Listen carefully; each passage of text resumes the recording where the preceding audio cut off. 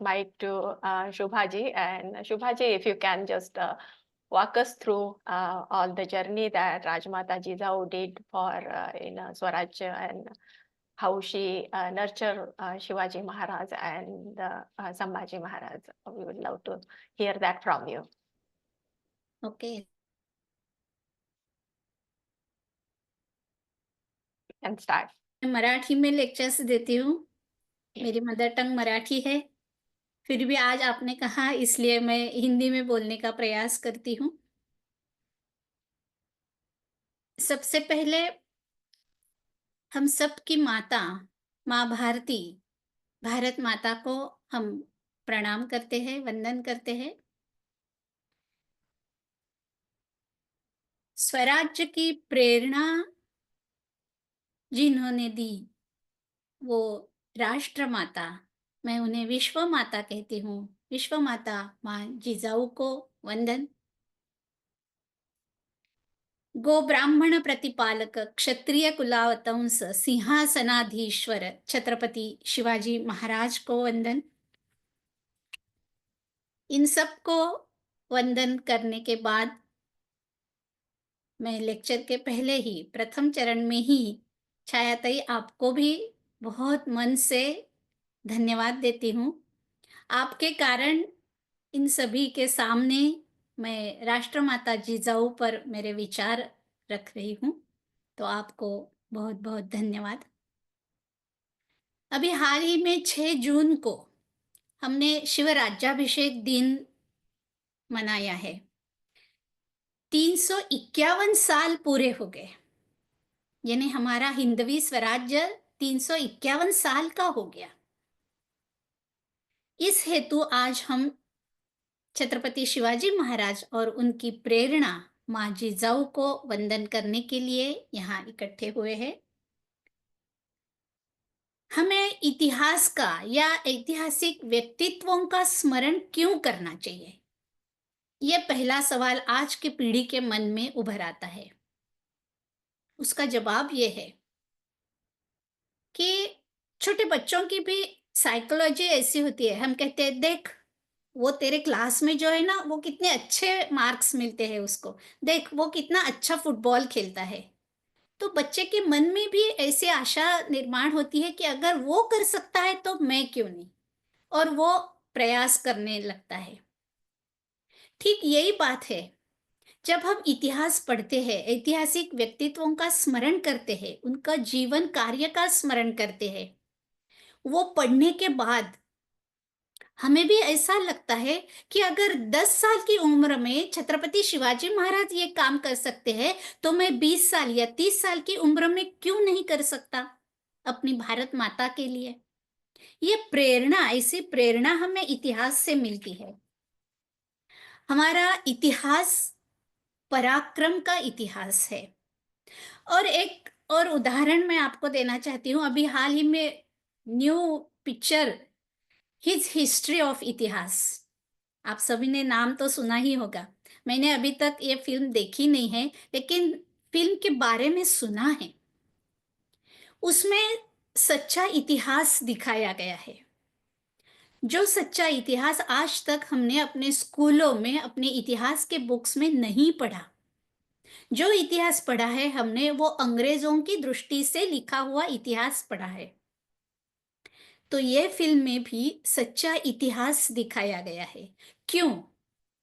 ऐतिहासिक पुरुषों का स्मरण क्यों करना है? इतिहास की पढ़ाई क्यों करनी है? ऐसे चित्रपट क्यों बनाने हैं? और ये ऐसे चित्रपट हमें क्यों देखने हैं?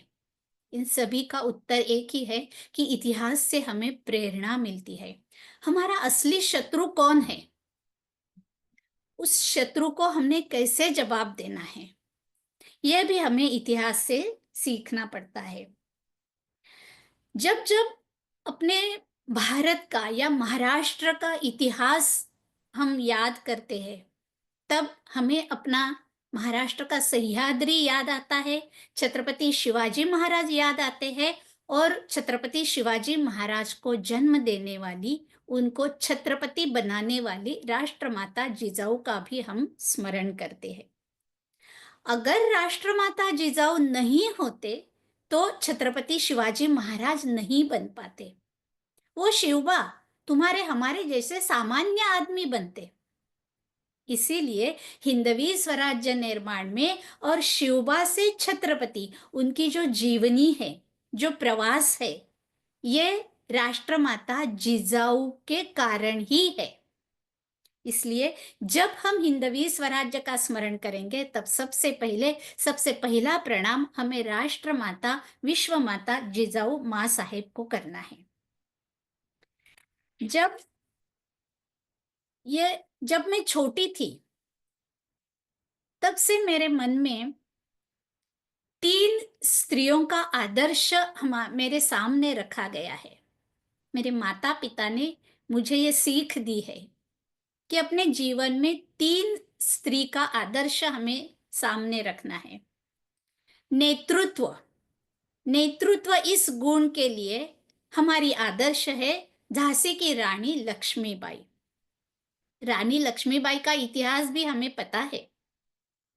छोटे से बच्चे को पीठ पे बांध लिया, घोड़े पे सवार हो गई, दोनों हाथ में तलवार लिए उसने किले पर से घोड़े की छलांग लगाई और अकेली झांसी की रानी 72 आवर्स, 72 तास दौड़ती थी घोड़े पे सवार होकर और अंग्रेजों से लड़ रही थी, दोनों हाथ में तलवार लिए।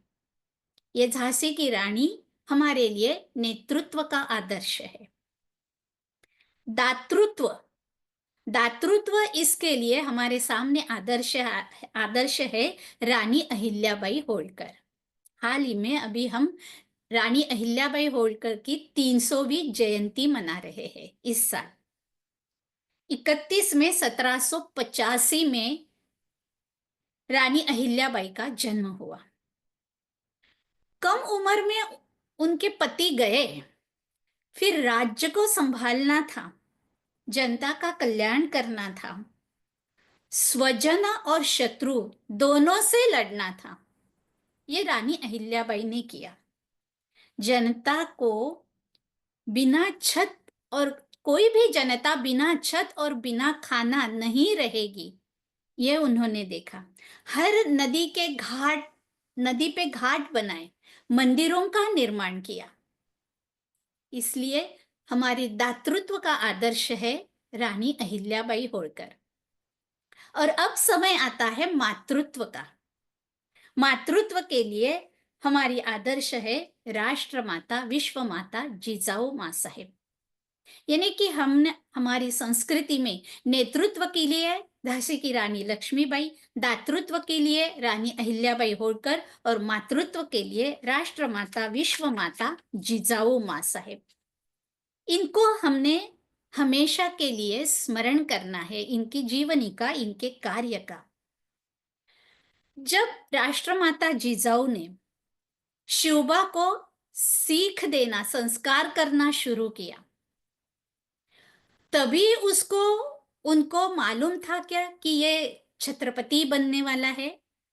नहीं, मैं तो ऐसा कहूंगी कि शिवबा के जन्म के पूर्व ही, जन्म से पहले ही राष्ट्रमाता जिजाऊ ने तय किया था कि अब मेरा बेटा अपने खुद का स्वराज्य निर्माण करेगा। ये इतनी सीधी सी बात नहीं थी। उनको ये भी पता था जिजाऊ को कि ये जो सपना मैं देख रही हूं इसमें बहुत बड़े संकट है। ये इतनी सीधी सादी चाल नहीं है, ये मार्ग कांटों से भरा हुआ है। ये खुद जिजाऊ को भी पता था। फिर भी उन्होंने शिवबा के मन में हिंदवी स्वराज्य निर्माण का सपना निर्माण किया। उस समय का सामाजिक वातावरण कैसे था? जिस समय जिजाऊ ने अपने मन में हिंदवी स्वराज्य का सपना देखा, चारों ओर से शत्रु ने हमें घेर के रखा था। आदिल शाह, निजाम शाह, दिल्ली का बादशाह, बड़ी बड़ी फौज थी, बड़े बड़े शस्त्रास्त्र थे और चारों ओर से उन्होंने हमें घेर के रखा था।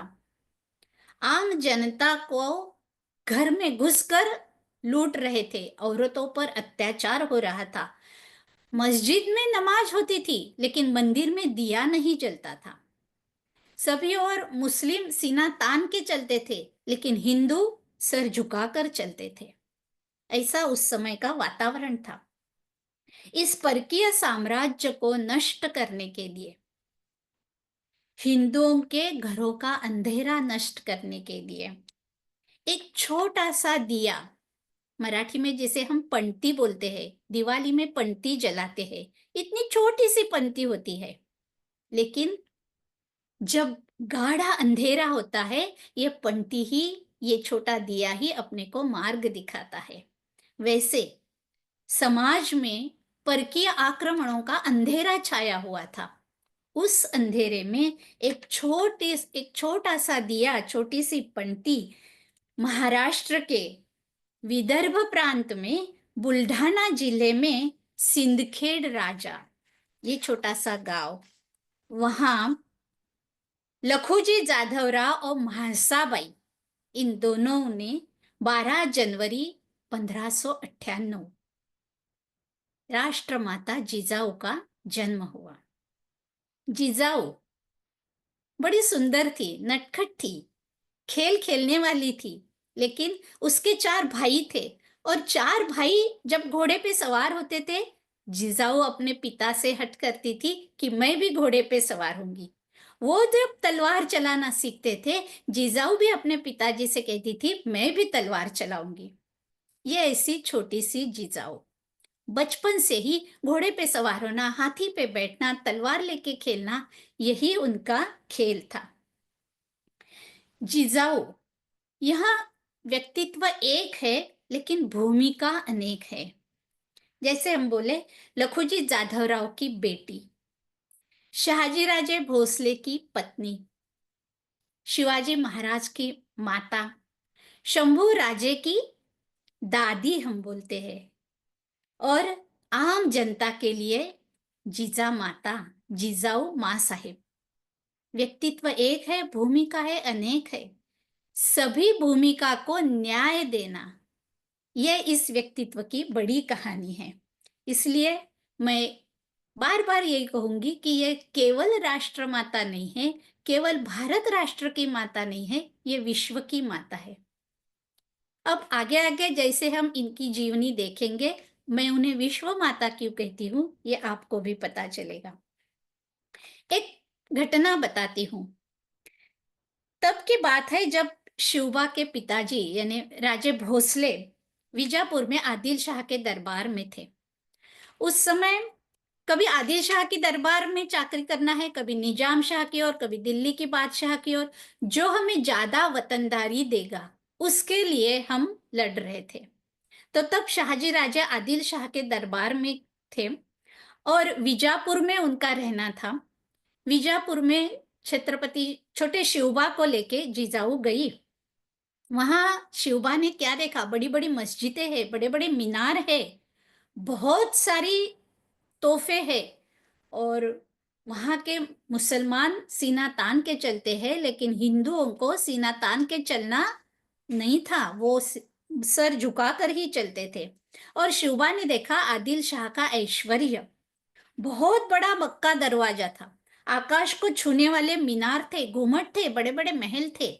खुद शाहजी राजा जिस महल में रह रहे थे वो भी बहुत बड़ा महल था, घर में नौकर चाकर सब थे, लेकिन शिवबा और माँ जिजाऊ का दम वहां घुट रहा था। एक दिन ऐसा हुआ, शाहजी राजे आदिल शाह के दरबार में गए तो साथ में अपने छोटे शिवबा को भी लेके गए। रिवाज के अनुसार दरबार के रिवाज के अनुसार शाहजी राजे ने आदिल शाह को झुककर कुर्निसात किया और बोले छोटे शिवबा को, शिवबा तू भी कुर्निसात कर। लेकिन शिवबा ने कहा, एक आई भवानी के सिवा मैं और किसी के सामने अपना सर नहीं झुकाऊंगा। और वैसे ही दरबार से उल्टे पांव सीधे घर आके पहुंचे और जिजाऊ से कहने लगे, माँ अगर आप कहे तो मैं आपके चरणों में मेरा सर रख दूंगा, अगर आप कहेंगे तो मैं पिताजी के चरणों में भी मेरा सर काट के रख दूंगा, लेकिन ये अपने शत्रु है, अपने घर में घुसकर आए हैं, हम पर अत्याचार कर रहे हैं, उनके सामने मैं मेरा सर कभी नहीं झुकाऊंगा। ये बताने वाली एक बहुत सुंदर मराठी कविता है। मैं थोड़ा मराठी भी बताना चाहूंगी। कवि दुर्गा प्रसाद तिवारी की ये रचना है। तू सांग तुझ्या चरणाशी ही कापून ठेवीन मान, तू सांग तात चरणाशी ही कापून टाकीन मान, तू सांग देश धर्माला मी अपुले वाहीन प्राण, परी परके सत्ताधारी घरी घुसून झाले वैरी, ते सगळे अत्याचारी आदर त्यांचा करण्याते लववे नाहे शिरमाते। मैं अपना सर कभी नहीं झुकाऊंगा। आगे लिखा है, एकटाच रात्री बसतो मी जन्मभूस आठवतो, ढळढळा आई गे रडतो त्वेषाने क्षणी संचारतो, झोपेत देशबंधूंच्या दुःखाने दचकून उठतो, बोलते भवानी उठ, भवानी माय तुळजा भवानी, बोलते भवानी उठ, धर समशेरीची मूठ, अवमानून त्या आज्ञेते लववे नाहे शिरमाते। कवि ने ऐसे लिखा है जैसे कि माँ तुलजा भवानी में ने शिवबा को रात को सपने में आके बताया, उठ, हाथ में तलवार ले और इस अत्याचार को खत्म कर दे। इतनी सुंदर वो मराठी कविता है। जब यह प्रसंग हुआ जो मैंने अभी बताया आदिल शाह के दरबार में, शिवबा की उम्र थी केवल 10 साल की। इसलिए मैंने शुरू में ही बोला कि अगर 10 साल की उम्र में शिवबा इससे कर सकता है, तो अभी मैं 20 साल की उम्र में, 30 साल की उम्र में अपनी भारत माता के लिए कुछ क्यों नहीं कर सकता। यह प्रेरणा हमें मिलती है। उसी समय माँ जिजाऊ को बहुत ही धन्य धन्य हुआ मन उसका, और माँ जिजाऊ को बिल्कुल पता हो गया कि अब जो स्वराज्य का सपना मैंने देखा था, वो अब धीरे धीरे उसका बीज मैंने बोने दिया है। लेकिन शिवबा को छत्रपति बनाने की प्रक्रिया, जैसे मैंने कहा, शिवबा के जन्म के पूर्व से हुई है। उस सुल्तान शाही आदिल शाही का सब अन्याय अत्याचार देख के, और उस समय और 2 घटनाएं ऐसी हुई, वो घटना देखकर जिजाऊ के मन में हिंदवी स्वराज्य का सपना जागृत हुआ। पहली घटना ऐसी है, सन 1622 में देवगिरी में, जैसे आज अपन उसका नाम दौलताबाद कहते हैं, औरंगाबाद, दौलताबाद, दौलताबाद का किला है अभी भी। उस देवगिरी में क्या हुआ, खंडागळे नाम का एक सेनापति था, उसका हाथी मस्तवाल हो गया। जैसे हम बोलते हैं कि मराठी में हत्ती पिसाळला, वैसे खंडागळे का हत्ती मस्तवाल हो गया, और उसको शांत करने के लिए संभाजी भोसले आगे आए। अब थोड़ा हमें ये याद रखना है कि इतिहास में एक ही नाम 2-3 पीढ़ी को भी दिए जाते हैं। जैसे कि अभी संभाजी भोसला जो मैं बता रही हूँ, वो है शिवाजी महाराज के पिताजी शहाजी राजे के बड़े भाई। अब ये और अगली पीढ़ी में भी अपन ने, जैसे शंभू बाळ हम बोलते हैं, संभाजी राजे जिन पे अभी मूवी आई है, वो संभाजी ये नहीं, वो शिवाजी के पुत्र संभाजी है। जिस संभाजी की बात मैं बता रही हूँ, वो शिवाजी के चाचा यानी शहाजी राजा के बड़े भाई। तो जो हाथी मस्तवाल बन के अंधाधुंधी कर रहा था, उसको शांत करने के लिए ये संभाजी भोसले आगे आए। और उसी समय जिजाऊ के भाई दत्ताजी जाधव ये भी सामने आए, और दोनों हत्ती को शांत करने के प्रयास में ऐसा हुआ कि संभाजी भोसले के हाथों से दत्ताजी जाधव उनको ठार हो गए, यानी उन पे तलवार चलाई उन्होंने हाथी को शांत करने में। यानी घटना क्या है, कौन लड़ रहे हैं और कौन किसके हाथ से मारे जा रहे हैं। तो दत्ताजी जाधव संभाजी भोसले के हाथों से उनका सर काट दिया गया। यह सुन के ही दत्ताजी जाधव के पिताजी यानी जिजाऊ के पिताजी लखूजी जाधव बड़े ही क्रोध में हाथ में तलवार लिए सामने आए। उन्होंने संभाजी भोसले का सर काट दिया। हाथी किसका, सर किसके काटे जा रहे हैं? अब जाधव घराने के लोग दत्ता जी के लिए रो रहे थे और भोसले घराने के लोग संभाजी के लिए रो रहे थे। लेकिन जिजाऊ के लिए एक सगा भाई था, एक सगा देवर था। उसने किसके लिए रोना था? माँ जिजाऊ तो पूरे महाराष्ट्र के लिए रो रही थी। तभी उसके मन में ये आया कि जाधव कुल में भी पराक्रमी पुरुष है, भोसले कुल में भी पराक्रमी पुरुष है, लेकिन दोनों आपस में लड़ रहे हैं। किसके लिए? कोई आदिल शाह के लिए, कोई निजाम शाह के लिए। खुद के लिए क्यों नहीं? हमारा साम्राज्य क्यों नहीं? हमारा राज्य क्यों नहीं? ये तब से जिजाऊ के मन में पैदा हो गया विचार। दूसरा प्रसंग ये है कि शहाजी राजे के भाई थे, उसकी पत्नी नासिक में गंगा नदी पे स्नान करने गई और तभी महाबत खान ने उनको उठा लिया। महाबत खान ने उनको उठा लिया, घोड़े पर से वो भाग गए। यानी राज घराने की स्त्री भी सुरक्षित नहीं थी। तो आम जनता की क्या हाल है? ये दो घटनाएं ऐसी हुई कि जिजाऊ मन ही मन में बहुत क्रोधित हुई और उसने ठान लिया कि नहीं, बस अब हम नहीं सहेंगे, अब हमारा राज्य निर्माण करेंगे। तब माँ जिजाऊ ने पहले पुत्र को जन्म दिया। उसका नाम रखा संभाजी, क्योंकि अभी जो घटना हाथी वाली मैंने बताई उसमें संभाजी भोसले का स्वर्गवास हुआ था, तो अपने चाचा के नाम से जिजाऊ ने अपने पहले पुत्र का नाम संभाजी रखा। तब और बाद में जब ये घटनाएं हुई, तब राष्ट्रमाता जिजाऊ सोचने लगी कि हमारा राज्य होना चाहिए, हमारा ध्वज होना चाहिए, हमारा सिंहासन होना चाहिए। और अगर आज की कोई स्त्री होती तो हम क्या करते? दूसरों की तरफ उंगली दिखाते, वो क्यों नहीं करते, वो क्यों नहीं करते, ये क्यों नहीं करता। लेकिन हम अपनी तरफ उंगली नहीं करते और ऐसा नहीं सोचते कि हम क्यों नहीं करते, मैं क्यों नहीं करता। जो भी कुछ समाज में करना है, हाँ वो देख लेगा, ये देख लेगा, वो कर लेंगे, मैं क्यों नहीं। वैसे जिजाऊ ने मैं क्यों नहीं ऐसे सोचा और माँ तुलजा भवानी के सामने उसने वर मांगने बैठ गई, प्रार्थना की तुलजा भवानी की, हे माते अब मुझे ऐसा पुत्र दे जो खुद का स्वराज्य निर्माण करे।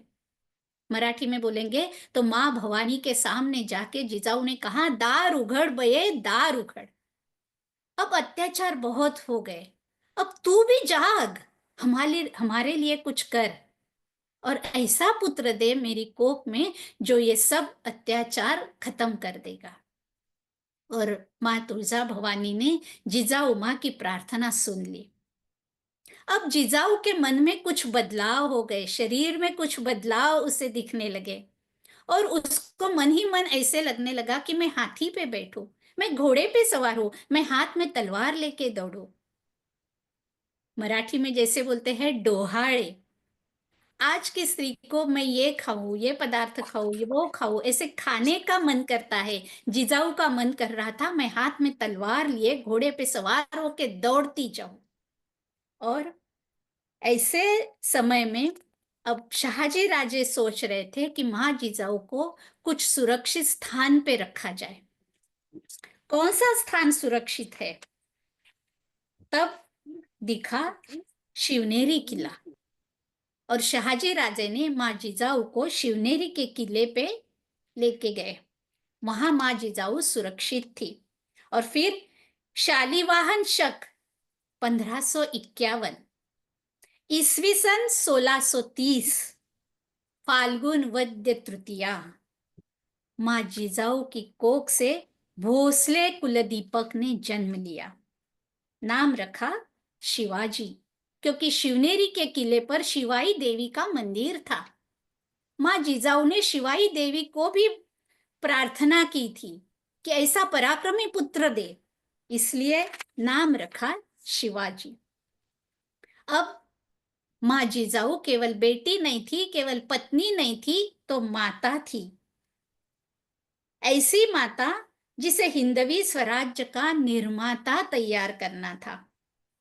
तब शाहजी राजे विजापुर में आदिल शाह के दरबार में थे। ईस्वी सन 1636 यानी 1630 में शिवबा का जन्म हुआ, और जब शिवबा 6 साल के थे तब माँ जिजाऊ उन्हें शाहजी के पास विजापुर में लेके गई थी। और जब वहां से वापस आए तो शाहजी राजे ने जिजाऊ के साथ साथ कुछ होशियार अपने साथीदार भी दिए थे। दादोजी कोंडदेव थे। दादोजी कोंडदेव ने अब सब पूना में आए तो पूना में छत्रपति शिवाजी महाराज कैसे बनाए जाते हैं, अब उनका शिवबा से छत्रपति की ओर का ये प्रवास चालू हुआ है। पूना का तब कैसा था पूना शहर, हम देखेंगे तो सभी तरफ जंगल था। जंगल में जानवी जानवर भी थे, और ऊपर से मुगलों के अत्याचार। ऐसे पूना में जब माँ जिजाऊ 6 साल के शिवबा को लेकर आई, तब माँ जिजाऊ ने क्या किया, वहां पे लोग रहने के लिए तैयार नहीं थे। तब माँ जिजाऊ ने अपने लोगों से कहा कि अब हम हैं आपकी सुरक्षा के लिए, आप पूना में आए, अपने घर बसाए। जिजाऊ ने उनको घर बसाने के लिए पैसे दिए। एक और शर्त रखी, जंगली जानवर बहुत थे, जंगली भेड़िया बहुत थी। तो माँ जिजाऊ ने ऐसे कहा कि भेड़िया बहुत उपद्रव देती थी, तो एक पूंछ काट के जो लाएगा उसको 1 रुपया बख्शीश मिलेगा। उस समय 1 रुपया यानी बहुत बड़ी चीज थी। तो भेड़ियों का उपद्रव भी कम हो गया, लोगों को पैसा भी मिलने लगा। फिर माँ जिजाऊ ने उन्हें खेती करने के लिए कहा। लोग पूना में आके बसने लगे, घर बनाने लगे, खेती करने लगे। इस तरह अब पूना की जनता शिवबा को, माँ जिजाऊ को देखती थी। माँ जिजाऊ उनको अपनी रयत मानकर, अपने बेटे मानकर उनकी सुरक्षा करती थी सबके लिए। फिर पूना के कस्बा जो एरिया है, कस्बा पेठ, वहां पे माँ जिजाऊ ने गणेश जी का मंदिर बनाया। ऐसे करते करते धीरे धीरे जो पूना में सब तरफ जंगल छा गया था, वहां अब लोग आकर रहने लगे। फिर पूना में उन्होंने लाल महल का निर्माण किया। आज भी पूना में हम लाल महल देखते हैं। वहां जाके जिजाऊ अब शिवबा को लेके रहने लगी। सीधे अब जिजाऊ ने शिवबा की पढ़ाई शुरू की। सिर्फ हथियार चलाना नहीं सिखाया, तलवार, दांडपट्टा, घोड़सवारी, हाथी सवारी, इसके साथ साथ संस्कृत और उसके साथ साथ फारसी और अरबी भाषा भी सिखाई। यह तो शत्रु की भाषा थी, फारसी और अरबी, लेकिन वो सीखना भी जरूरी था। अगर शत्रु का कोई आदमी खलीता लेके जा रहा है तो उस खलीते में क्या लिखा है, ये हमें पढ़ते आना चाहिए। शत्रु के लोग आपस में कुछ बात कर रहे तो वो क्या बोल रहे, ये हमें समझ में आना चाहिए। इसलिए संस्कृत के साथ साथ फारसी और अरबी की भी पढ़ाई शुरू हो गई।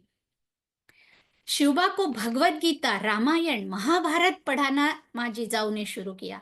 भगवत गीता में जैसे भगवान ने खुद कहा है, यदा यदा ही धर्मस्य ग्लानिर्भवति भारत अभ्युत्थानम धर्मस्य तदात्मानं सृजाम्यहम् परित्राणाय साधूनां विनाशाय च दुष्कृतां धर्म संस्थापनार्थाय संभवामि युगे युगे। खुद भगवान ने कहा है कि धरती पर जब अधर्म शक्तिशाली होता है तब मैं अवतार लूंगा। भगवान अवतार लेंगे, यानी माँ जिजाऊ शिवबा को यह समझा रही है। भगवान बोल रहे कि मैं अवतार लूंगा, यानी खुद भगवान आएंगे और हम हाथ में हाथ लेके खाली बैठे रहेंगे? नहीं, माँ जिजाऊ शिवबा को बता रही थी भगवान आएंगे, यानी हमने अपने भीतर के भगवान को जागृत करना है और अत्याचार के विरुद्ध लड़ना है, शस्त्र हाथ में लेना है। ऐसी शिवबा की शिक्षा चल रही थी।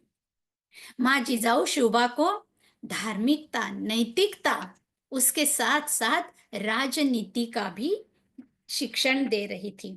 कैसे न्याय कैसे करना है, अन्याय के साथ कैसे लड़ना है, धर्म क्या है, अधर्म क्या है, ये सब माँ जिजाऊ शिवबा को समझा रही थी। अब जिजाऊ की उम्र हुई 10 साल की और उस समय के रीति रिवाज के अनुसार शिवबा का विवाह का आयु हो गया।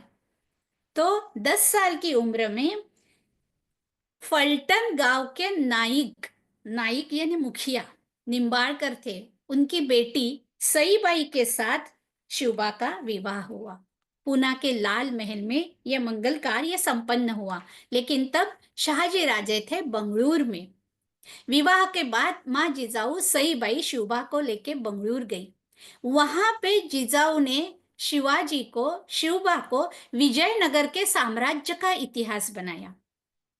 देखो, मैं आपको ये छोटी छोटी घटनाएं बता रही हूँ, इससे ये समझ में आता है एक माँ अपने बेटे को कैसे बनाती है। शिवबा को छत्रपति तक कैसे माँ जिजाऊ लेके गई, ये छोटी छोटी घटना बताती है। बंगलुरु में आए माँ जिजाऊ ने उन्हें विजयनगर के साम्राज्य का इतिहास बताया, कैसे हमारा साम्राज्य था।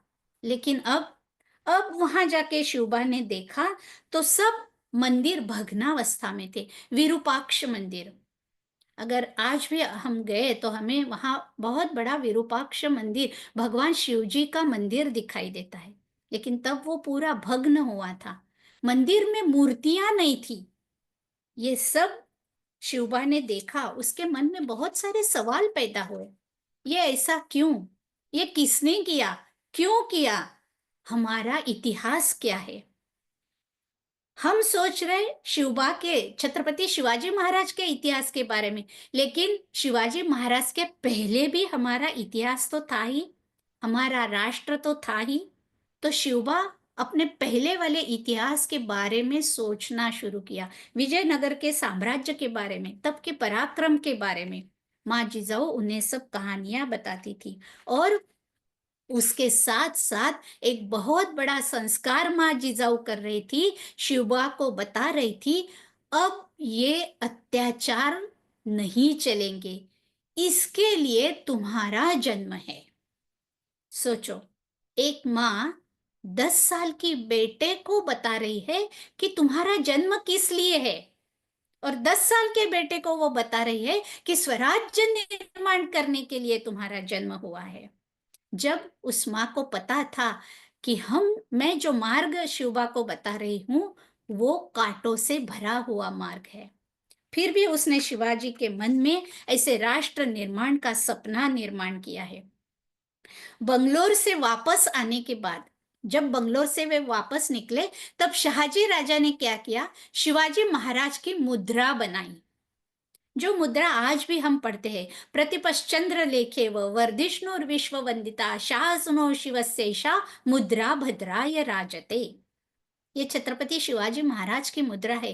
तब शाहजी राजे ने वो मुद्रा बना के दी। इसका अर्थ क्या है, शाहजी के पुत्र शिवाजी इस मुद्रा की महिमा प्रथम दिन से ही चंद्रमा की तरह बढ़ेगी।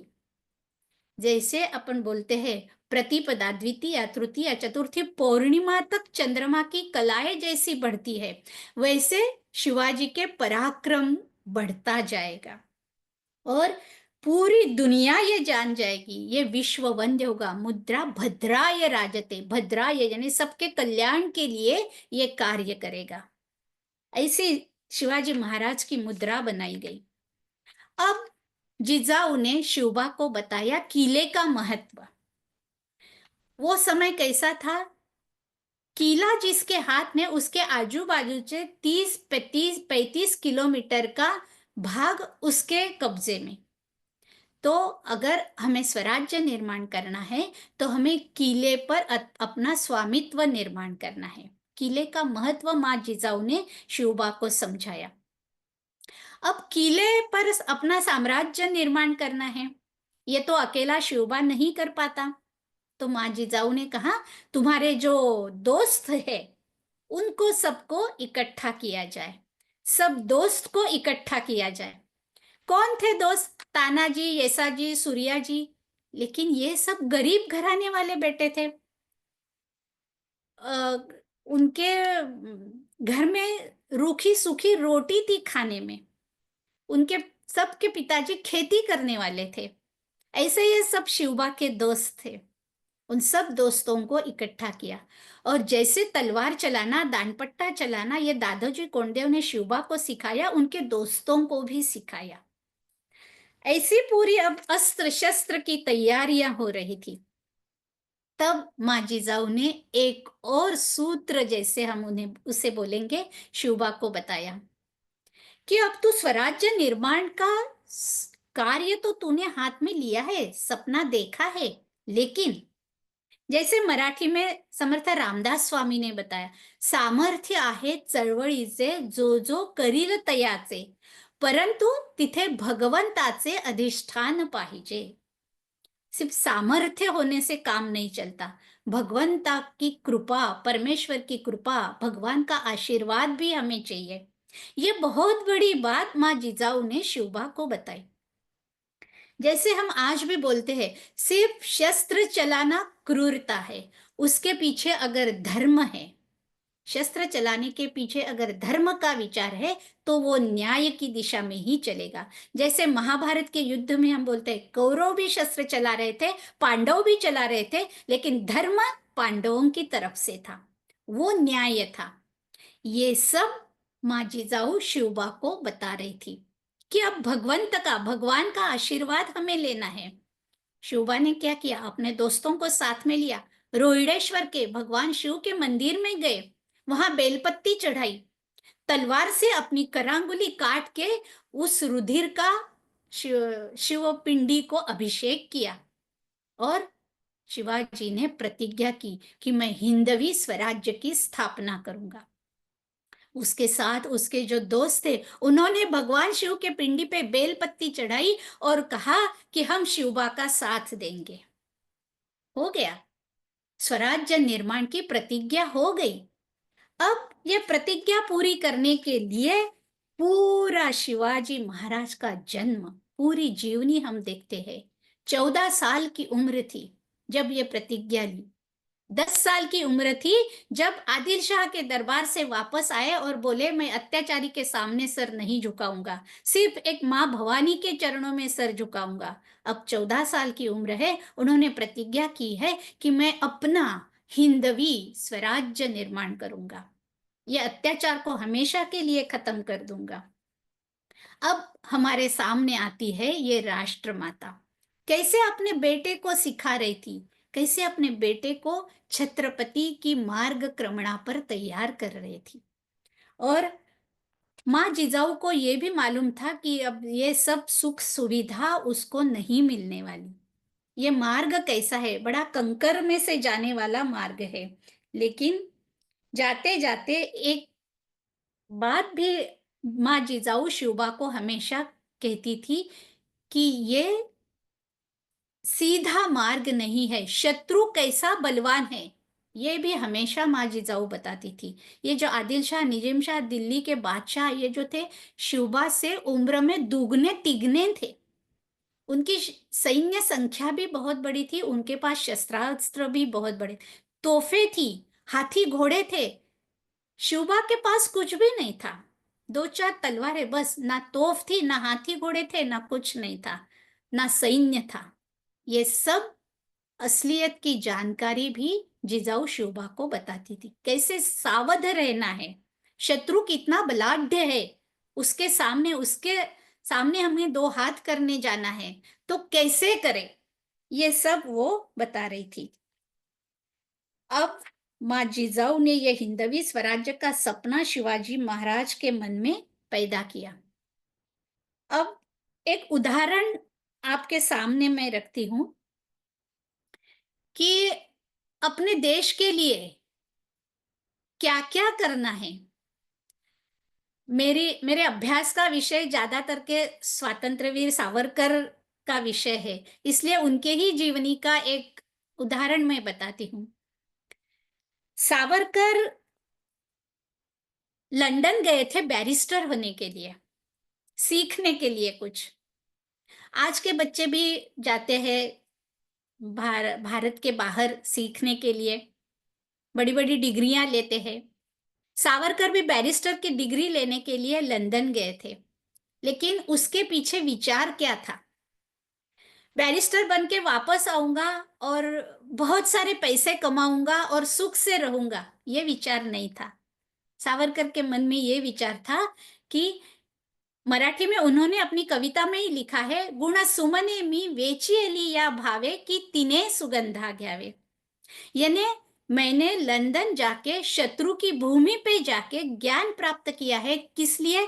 कि तिने सुगंधा घ्यावे। तिने यानी मेरी भारत माता ने, ये पुष्प जो मैंने, ज्ञान के पुष्प जो मैंने लिए हैं, प्राप्त किए हैं, उसका सुगंध अपनी भारत माता ले, यानी उस ज्ञान का उपयोग करके मैं अपनी भारत माता को स्वतंत्र करूंगा।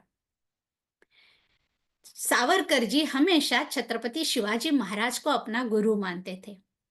छत्रपति शिवाजी महाराज ने क्या किया? जैसे मैंने पहले बताया, फारसी अरबी सीखा, शत्रु के पास कितने कैसे सैन्य हैं, क्या क्या शस्त्र है, ये भी उन्होंने सब सीख लिया। क्यों? अब उसके ज्ञान के आधार पे मुझे शत्रु से दो हाथ करने हैं। इसीलिए ये सब ज्ञान माँ जिजाऊ शिवबा को देती थी, और शिवबा भी अब इससे भली भांति परिचित हो गए थे। अब किले पर सवार होना था। क्या आवाज आ रही है ना? हो ये हाँ, तो हाँ, है। हाँ। अब किले पे अपना साम्राज्य निर्माण करना था, तो सबसे पहले कौन सा किला सामने आया? ऐसा किला जिसकी तरफ आदिल शाह, निजाम शाह, बादशाह किसी का ध्यान नहीं था, वो किला सामने आया, उसका नाम तोरणा। शिवबा अपने 20-25 दोस्तों को साथ में लिए गए और तोरणा पे अपना कब्जा कर लिया। और मराठी में जैसे हम बोलते हैं, स्वराज्याचं तोरण बांधलं। और उसके बाद तोरणा हाथ में लिया, और उसके बाद सामने आया मुरुंग देवाचा डोंगर। एक छोटा सा डोंगर था, उस पे शिवाजी महाराज ने कब्जा कर लिया, उसका नाम रखा राजगढ़। अब राजगढ़ का इतिहास में, शिवाजी महाराज के इतिहास में बहुत बड़ा महत्व है, क्योंकि यही राजगढ़ शिवाजी महाराज की प्रथम राजधानी बना है। ऐसा वो किला है। आज भी अगर हम राजगढ़ पे जाएंगे, मैं खुद गई हूँ, मैंने राजगढ़, रायगढ़, प्रतापगढ़, सिंहगढ़, सिंधुदुर्ग, जंजीरा, बहुत सारे किले देखे हैं। रायगढ़ पे तो 2 बार गई हूँ। अभी तो रोपवे बना है, रोपवे से क्या हम 15-20 मिनट में ऊपर पहुंच जाते हैं, लेकिन चढ़ने में जो मजा है, 2.5-3 घंटे की चढ़ाई है।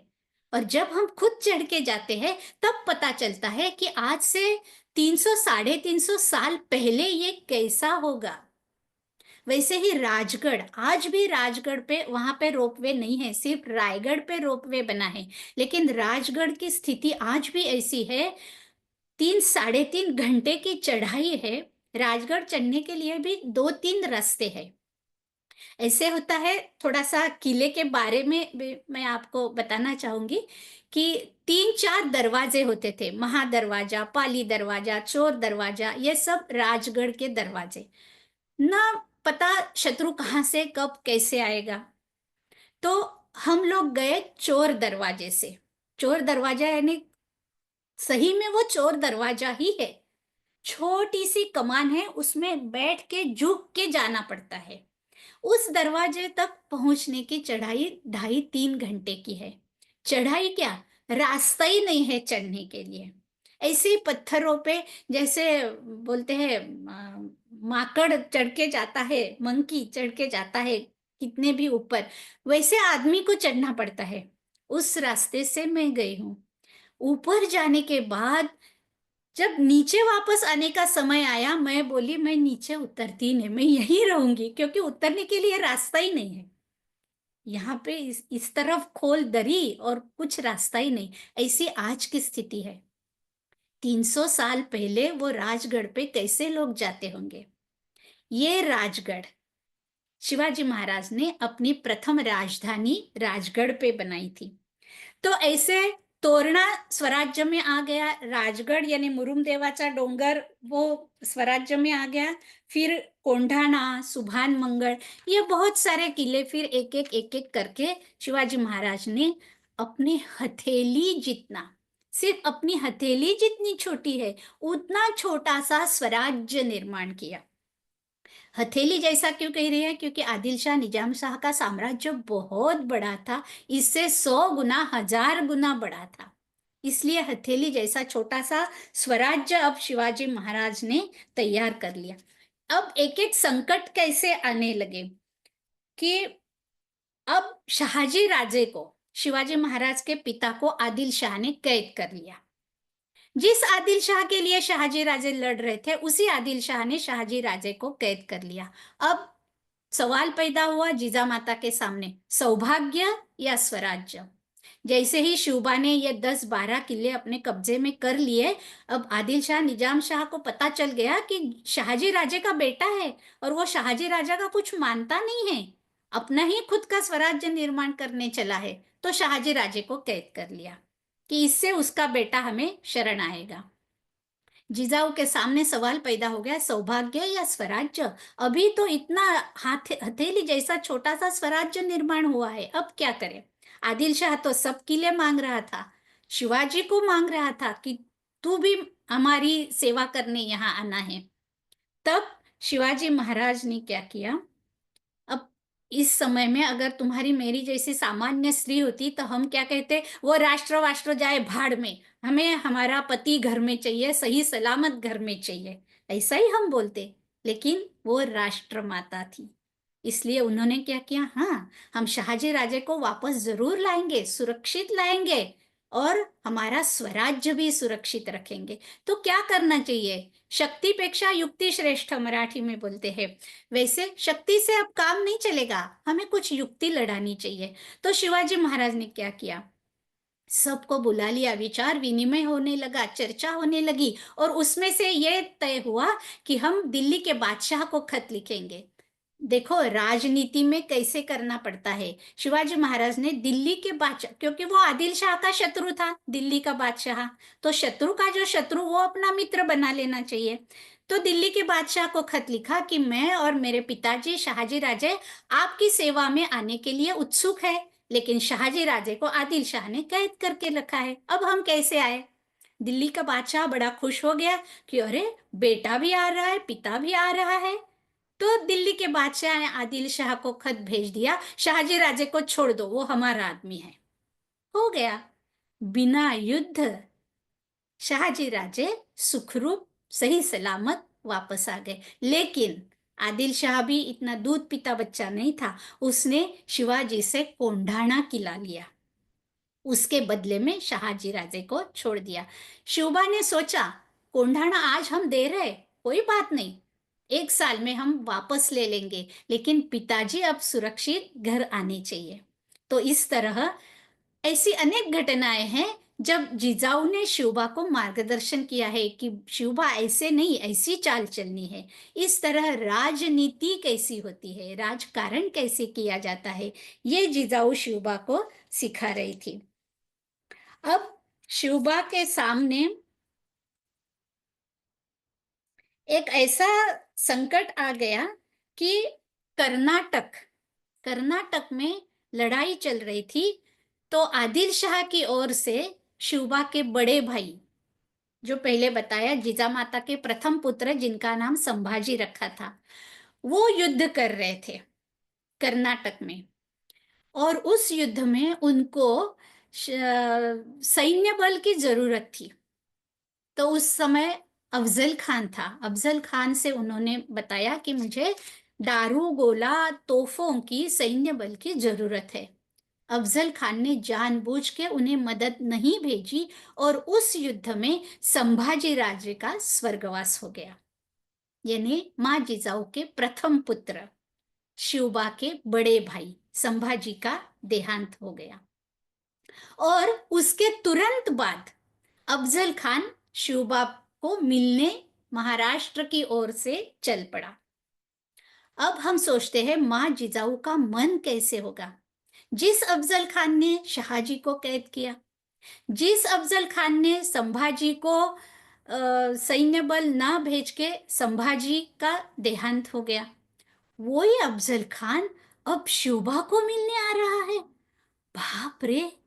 सामान्य माँ होती तो डर जाती और बोलती शोभा मत जाओ, लेकिन वो राष्ट्रमाता थी। उन्होंने शोभा को कहा, जा अपने बड़े भाई का बदला लेके आ। इस तरह शोभा की हिम्मत बढ़ाई। शोभा ने भी अभी सोच समझ के काम लिया। अफजल खान जैसे ही महाराष्ट्र में आ रहा था, वो मंदिरों की तोड़ फोड़ करते हुए आ रहा था। क्यों? उसको ऐसे लगा कि अगर मैं मंदिरों की तोड़फोड़ करूंगा, मूर्तियों की तोड़फोड़ करूंगा, तो शिवाजी मैदान में मेरे सामने आएगा। शिवबा के पास तो सैन्य नहीं है और मेरे पास तो लाखों का सैन्य है, मैं ऐसे ही शिवबा को खत्म कर दूंगा। लेकिन लोग बोल रहे थे कि अरे मंदिरों की तोड़फोड़ हो रही, मूर्तियां तोड़ी जा रही है, लेकिन शिवबा कहाँ है, शिवराय कहाँ है? शिवबा छुप के रख बैठे हैं, क्यों डर गए हैं?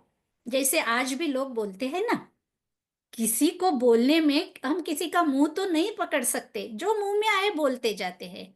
वैसे ही उस समय की भी आम जनता बोल रही थी, लेकिन शिवबा ने तय किया था, मैं खुले मैदान में अफजल खान से नहीं लड़ सकता, उसको जंगल में लाना है। शिवबा पहुंचे प्रतापगढ़, और प्रतापगढ़ में अफजल खान की बेट। हमें पता है आज भी प्रतापगढ़ के नीचे इतना घना जंगल है कि सूरज की एक किरण भी जमीन तक नहीं पहुंच पाती आज भी।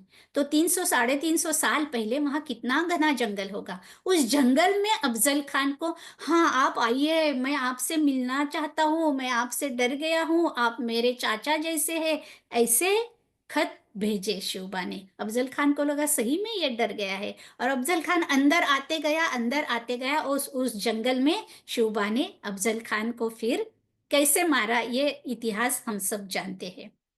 उसी समय क्या हुआ, राजगढ़ में सईबाई थी, शंभू राजे की माँ, शिवबा की प्रथम पत्नी, वो उनका स्वर्गवास हो गया। यानी शिवबा थे प्रतापगढ़ पे, अफजल खान की लड़ाई चल रही थी, और राजगढ़ पे माँ जिजाऊ थी, छोटे शंभू राजे थे, और सईबाई थी, और अब सईबाई स्वर्गवासी हो गई। अब माँ जिजाऊ का मन देखो कैसा है। शिवबा, शंभू राजे की उम्र थी सिर्फ 2 साल की। अब अपने प्रपौत्र को, शंभू राजे को संभालना है, राज्य को संभालना है, क्योंकि शिवबा राजगढ़ पे नहीं है, ये है राष्ट्रमाता। सब तरफ पे उनका ध्यान था। और जैसे ही अफजल खान का वध हो गया, सीधे शिवबा राजगढ़ पे नहीं आए। जिजाऊ ने उन्हें बताया कि और आगे जाओ और स्वराज्य बढ़ाओ। तो शिवबा और आगे गए, प्रतापगढ़ से भी आगे निकल गए, और पन्हाड़ा जाके पहुंचे। पन्हाड़ा पे गए तो वहां पे सिद्धि जौहर था, वो पन्हाड़ा को घेर के बैठ गया। अब शिवाजी महाराज पन्हाड़ा किले के अंदर, और चारों ओर से सिद्धि जौहर ने किले को घेर लिया। शिवाजी महाराज अंदर। अब कैसे? अब ये पूरी घटनाएं मैं आपको नहीं बताऊंगी, ये इतिहास आपको पता है। फिर पनाहगढ़ से विशालगढ़ कैसे गए, बीच में वो घोड़खिंड आ गई, वहां बाजी प्रभु देशपांडे की कैसी लड़ाई हुई, फिर वो घोड़खिंड को पावन खिंड अब हम बोलते हैं, वो पूरा इतिहास है। मैं सिर्फ इतना बताना चाहती हूँ कि माँ जिजाऊ शिवबा को कैसे उसका सामर्थ्य की कल्पना दे रही थी कि नहीं, कैसे हमें शत्रु से जूझना है। हमारी कौटुंबिक जो है, अब सईबाई गई, लेकिन शिवबा सीधे दौड़ते हुए उनसे मिलने नहीं आए। प्रथम स्वराज्य, जो हम बोलते हैं प्रथम राष्ट्र, व्यक्ति महत्व की नहीं है, राष्ट्र महत्व का है, ये जिजाऊ शिवबा को बता रही थी। इधर शाइस्ते खान पूना में आया था, यानी जैसे चारों ओर से संकटों ने घेर लिया था। शिवबा पन्हाड़ा में, उसको सिद्धि जौहर ने घेर लिया था, और इधर पूना में शाइस्ते खान आके बैठा था। अब शाइस्ते खान से भी लड़ना था। अब शाइस्ते खान को यह समझ में नहीं आ रहा था कि शिवबा पन्हाड़ा में है, लेकिन हमारे और कौन हमला करता है। रात के समय में 2-4 आदमी आके तलवार चला के शाइस्ते खान के सैनिकों को मार के चले जाते, कौन आया कहाँ से आया कुछ पता ही नहीं चलता था। वो डर गया कि ये कौन कर रहा है। ये सब जिजाऊ का नियंत्रण था। वो पूरा नक्शा बना के पूरी मुहिम, जैसे अपन बोलते हैं, मुहिम तैयार करके सैनिकों को भेज रही थी। आप यहाँ से जाओ, आप यहाँ से जाओ, ये करो, वो करो, रात के समय जाओ, अंधेरे में जाओ, ये सब माँ जिजाऊ का था। ये सब होने के बाद अब शिवबा जब वापस आए पन्हाड़ा से छूट के, और फिर शास्ता खान की लड़ाई, अपने को पता है, वो शाइस्ते खान के 3 उंगलियां काट गई, वो सब इतिहास हमें पता है। उसके बाद एक और संकट आ गया कि शाहजी राजे की मौत हो गई। और शाहजी राजे की मौत जैसे ही हो गई, माँ जिजाऊ उस समय की रीति के अनुसार सती जाने निकली। लेकिन शिवाजी महाराज ने, शंभू राजे ने माँ जिजाऊ को रोक लिया। और अब एक और संकट आया कि मिर्जा राजे जयसिंह आ गए औरंगजेब की ओर से। और फिर मिर्जा राजे जयसिंह ने पुरंदर पे घेर के बैठे थे पुरंदर को। और फिर हमको पता है पुरंदर का तह जो हुआ, इतिहास में सबसे बड़ा समझौता जिसे हम बोलेंगे, ये इतिहास का सबसे बड़ा समझौता है। 1 नहीं, 2 नहीं, 23 किले शिवाजी महाराज को, मिर्जा राजे जयसिंह को, यानी औरंगजेब को सौंपने पड़े। यह पुरंदर का तह था। और तब एक बात माँ जिजाऊ के बारे में बतानी है मुझे। औरंगजेब ने मिर्जा राजे को खत लिखा कि अब समझौते में 23 किले हमें मिल गए हैं, बाकी के किले भी आप ले लो। क्योंकि जब 23 किले दिए तभी ये तय हुआ था कि अब शिवाजी महाराज औरंगजेब से मिलने आगरा जाएंगे। तो शिवाजी महाराज और शंभू राजे आगरा निकल गए थे। और औरंगजेब ने मिर्जा राजे को बोला कि बाकी किले भी आप अभी अपने कब्जे में कर लो, क्योंकि शिवाजी तो वहां नहीं है महाराष्ट्र में। तब मिर्जा राजे ने औरंगजेब को क्या उत्तर दिया, वो मैं आपको बताना चाहती हूँ। मराठी में है वो।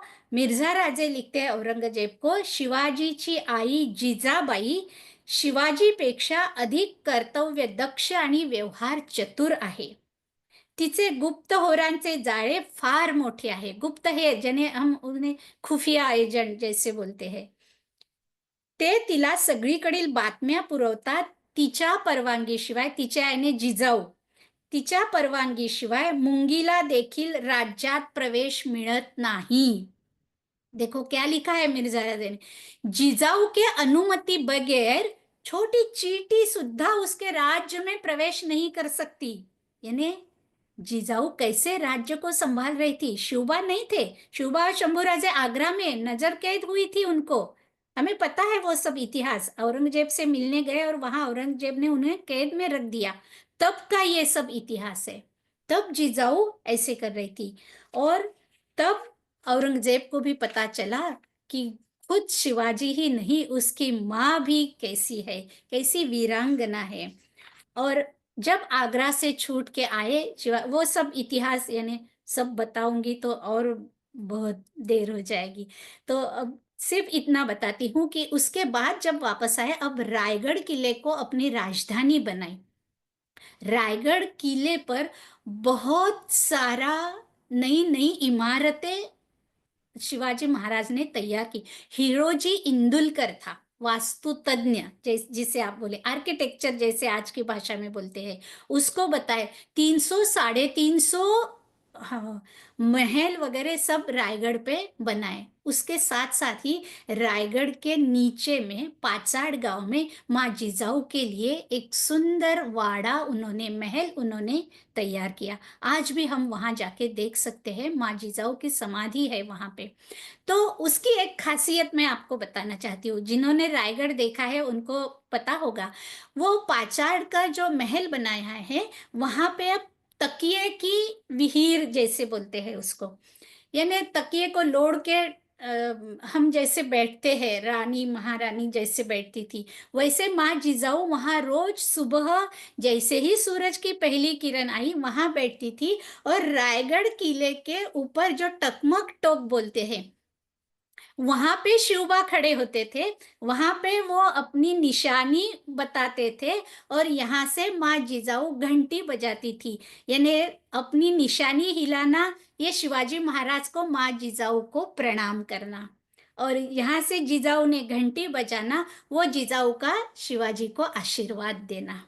ऐसा था, क्योंकि अब रायगढ़ की ठंडी जिजाऊ के सहन नहीं होती थी, इसलिए वो पाचाड़ के महल में रहती थी। लेकिन अब वो समय आया जिसे हम आज भी 300 350 साल के बाद भी मनाते हैं, वो है राज्याभिषेक का समय। अब माँ जिजाऊ ने ही शिवाजी को बताया कि अगर सबकी अनुमति चाहिए, शत्रु ने भी अपने को राजा कहना ऐसा चाहिए, तो खुद को अब अभिषेक कर लेना चाहिए। इसलिए शिवाजी महाराज ने अपने को खुद को राज्याभिषेक करने की तैयारी शुरू की। वो राज्याभिषेक महीना 15-20 दिन तो उसके पूरे संस्कार चल रहे थे। गागा भट्ट आए उत्तर की ओर से, उन्होंने सप्त नदियों का पानी लेके आया। 32 मण सोने का सिंहासन तैयार हो गया, उसके ऊपर हीरे जड़ाए गए। उस 32 मण सोने के ऊपर शिवाजी महाराज ने खुद को राज्याभिषेक करवा लिया। आज भी अगर हम रायगढ़ जाएंगे, जहां पे ये राज्याभिषेक हुआ, वो जगह हम देखते हैं। लेकिन बुरा लगता है कि अब सब भग्न अवस्था में है। ना उनका 32 मण का सिंहासन है, ना हीरे मोती है, ना कुछ है। सिर्फ वो चौखट हम वहां पे देख सकते हैं। लेकिन तब 350 साल, अभी शुरू में मैंने कहा 351 साल पूरे हो गए इस घटना को। तब क्या था वहां पे? सब राजे रजवाड़े आए थे, बहुत बड़ा मंडप लगाया हुआ था, और मंत्रोच्चार हो रहा था, सप्त नदियों का अभिषेक हो रहा था, और शिवबा छत्रपति बन गए थे। और खुद राजमाता, राष्ट्रमाता, विश्व माता अपने आंखों से ये देख रही थी। उनके आंखों में से आनंदाश्रु आ गए थे। हाँ, जो सपना मैंने देखा था, शिवाजी के तन मन में मैंने जो सपने के बीज बोए थे, वो सपना आज पूरा हो गया। मेरा शिवबा छत्रपति बन गया। छत्रपति शिवाजी महाराज की जय चारों ओर से गर्जना होने लगी थी। ये मन ही मन में खुश हुए जिजाऊ माता ने देख लिया। माँ तुळजा भवानी को प्रणाम किया, हे माते, तूने मुझे आशीर्वाद दिया, मेरा सपना पूरा हो गया। अब मेरी महाराष्ट्र की जनता सही सलामत है, सुरक्षित है, उनका धर्म सुरक्षित है। ऐसी है धर्मवीर, धर्म को मानने वाली, अध्यात्म को मानने वाली, उसके साथ साथ राजनीति, नीतिमत्ता, राजकारण सब में निपुण, ऐसी ये राष्ट्रमाता है। ऐसे संस्कार करके उन्होंने छत्रपति को जन्म दिया है। तब राष्ट्रमाता जिजाऊ थी, तब छत्रपति शिवाजी महाराज थे, इसलिए हम आज है। नहीं तो आज भी क्या हो रहा है हम सबको मालूम है। पहलगाम में क्या हुआ, धर्म पूछकर गोली मार दी गई। तब कैसा था, आज भी वैसा ही हो रहा है। इसलिए हम सबको इकट्ठा रहने की जरूरत है। 5 उंगलियां अलग अलग रहने से कुछ नहीं होगा, सबको एक मुट्ठी बन के इकट्ठा होना है। इसलिए अब हिंदवी स्वराज्य निर्माण जिनके हाथों से हुआ, वो राष्ट्रमाता, राजमाता का स्मरण हमने किया, और हिंदवी स्वराज्य के संस्थापक छत्रपति शिवाजी महाराज का स्मरण हमने किया। ये स्मरण इसलिए किया कि आज भी हिंदुओं ने इकट्ठा होने की जरूरत है। ये इतिहास से सीखे और आचरण में लाए। तब आज का ये शिवराज्याभिषेक दिन होना, उसका स्मरण करना, ये हमारा कर्तव्य हुआ है, और आज हम वो कर्तव्य कर रहे हैं। आपने मुझे ये सब बताने की संधि दी। पता नहीं मैं हिंदी में कितने अच्छे से आपको समझा पा रही हूँ, ये मुझे पता नहीं है। मैंने प्रयास किया है, आपने मुझे यहाँ बोलने का मौका दिया। आप सबको धन्यवाद। जय भवानी, जय शिवाजी, भारत माता की जय। जय जय भवानी।